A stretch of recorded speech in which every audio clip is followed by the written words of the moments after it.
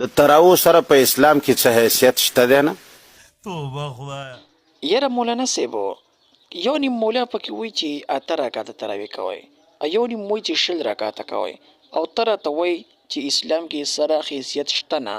نو آخر مونږ څه چلو کو؟ الله دې مولانا بجلیګر صاحب د خاورو سره وبخي.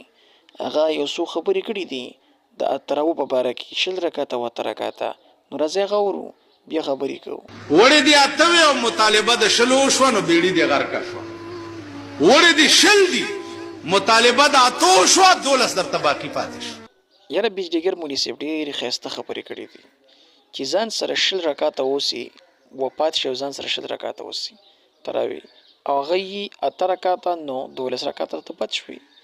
او که نه 8 رکعاته دې کړي او وایسي ځان سره 8 اول ته 20 رکعاته چې 12 درنه پاتې شوي چې بس بیاړه دې غرقه شوه.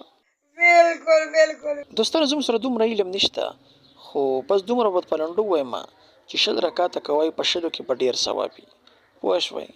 او بعضې خلک پکې 8 رکعاته هم وکړي چې ډېر ضرورت دي 8 رکعاته وکړه، خو 20 رکعاته ډېر ښه وي، ډېر ثواب دي پکې.